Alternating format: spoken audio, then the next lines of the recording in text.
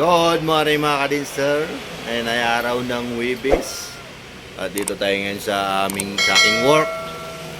At dahil wala pa akong biyahe, magluluto muna tayo ng ating ulam. Meron akong pinirito dito. Yan. At meron akong gabi. Yan o. Abalong tawagin sa Bisaya. Ilonggo, abalong. Yan ito. At ito ang ating lamas. Yan.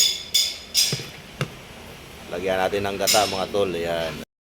Yan yung ating lulutuin mga kadinster. Yan o. May piniritong isda dito na pinirito ko kagabi. At meron tayong gabi, lamas at nyug. Yan. Umpisa na natin ang pagluluto. Sarap to mga tol. Ginataang abalong with pinirito. Hindi sana pinirito to kaya lang wala na akong hindi ko na naiparef to kagabi kasi tulog na yung mga kapitbahay namin. Alright. Alright, iwain ko lang yung ating lamas. Tsaka ito ay ating kudkurin. Kung sa Ilonggo pa. Ano ba sa Tagalog ang kudkurin? Yan. Yan, naiwa na natin yung ating lamas mga kadinser. Meron tayong luya, bawang, sibuyas at chili green. Alright. Sunod natin yung ating nyug. Ito yung aming tanghalian ngayon. O, di ba? Healthy, may gulay eh. At saka kasama na rin yung mga kasama natin. Kasi marami naman to eh. Maraming isda yan. Di ba? Alright, umpisa na natin ang pagkain ng ating nyug mga kadinser. At hindi makita. Oops.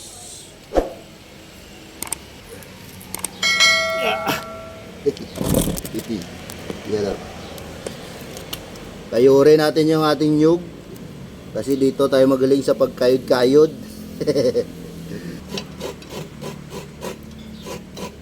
Unahin nyo yan sa gilid kung nagkayod kayo ng nyug yun. Para pantay ba? Yan o. Pantay na pantayan o. Yan na magkayod ng nyug mga kadinster.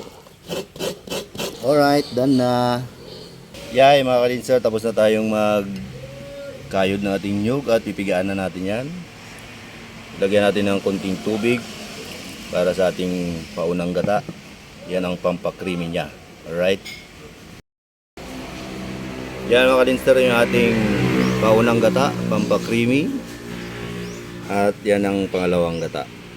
Yan yung pangpalambot ng ating gulay.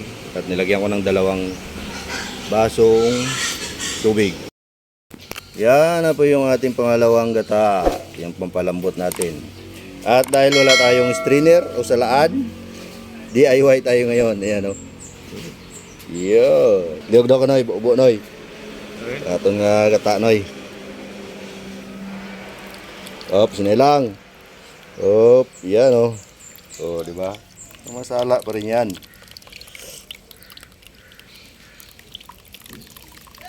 Ha? Ang galing ah. At si Guard ang nakaisip niyan. Okay. Tiyak naman. At yan na po yung ating gata mga kadinser. Ito yung unang gata na pampakrimi. At yan yung walawang piga. Yan. Yan ang pampalambot natin yan. Alright. Alright. Lagay na natin yung ating gabi dyan. Yan o. At nagkarahulog pa siya. Tabingi yata yung ating lutuan ah. Siyempre yung ating pangalawang gata, ilagay na rin natin. Yung pangalawang piga ng gata. Yan. Kanamit sinibla mo. Kanamit ginibla mo. Tapos yung ating isda dito. Yan, oh, di ba? Ay lagay natin yung ating piniritong isda. Yan. Oh, di ba? Barilison kung tawagin sa amin yan eh. Yan oh. At parang maliit yung ating lagayan. Okay lang yan. Yun. At siyempre yung ating lamas. Yan oh. Lagay na rin yan. Yun. Oh, di ba? Uy. Nangyari. Asin pa pala. At siyempre, lagyan na natin ng asin. Yan. Oh. Para pagkulo niya, maglasa na sa gabi ba. Alright mga kadinser, takpan na natin hanggang yan ay kumulo at hayaang maluto na yan. Tikman na lang natin mamaya pag okay na. Siyempre dyan tayo nagluto. I-on natin yung ating kalan.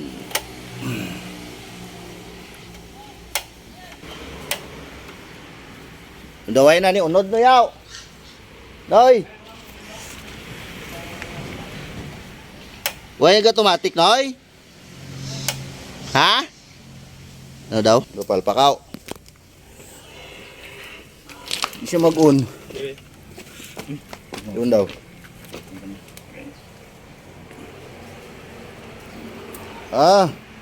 Way naglisa ga automatic. Pero kung once ang nakainit na siya, Oo. sample pa time na siya, oh. Yun na. Okay. Sige. Ano na? Right, yan na. O, di ba? Kasimple lang sang ating ulam ngayon. Meron tayong tanghalian at siyempre magpain ako mamaya para sa aking hapunan. Right. Sabi nila, pag nagluto daw kayo ng abalong, huwag kayong maingay kasi magkati daw yun. Iwan ko lang kung totoo. Alright. Yan o. Kaya malayo kami kasi baka marinig ng abalong, magkati siya. What? Right. Habang nag-aantay tayo maluto yung ating niluluto ay magkape-kape muna tayo.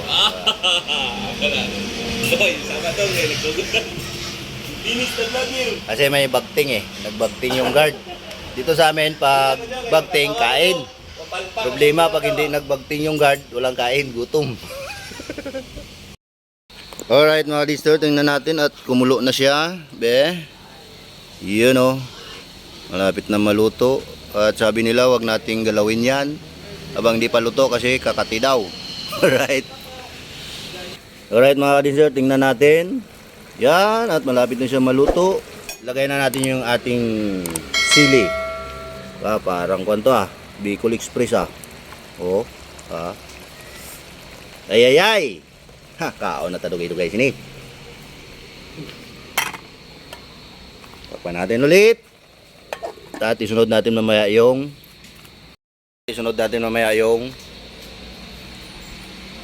unang piga ng gata, pampa creamy.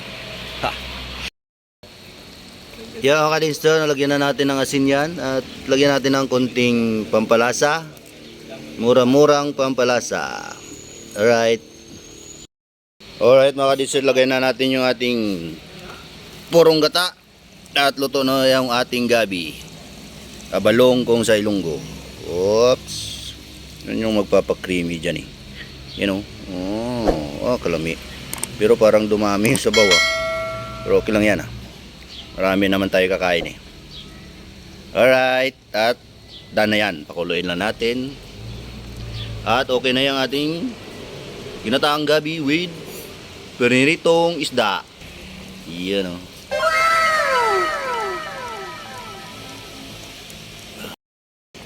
At pag naglagay pa lang kayo ng paunang gata mga kadinser, ay huwag nyong takpan para hindi magbuo-buo yung kanyang gata. No, di ba? Yon, at sana ay may natutunan kayo sa ating recipe ngayon. Yon mga kadinser. At luto na ito yung ating ulam. Ayan Ginataang abalong with piniritong isda. Alright. Sarap niyan. Alright mga kadinser, magkain na tayo. Ito yung ulam natin, yung niluto natin kanina, di ba? Right, kain na tayo.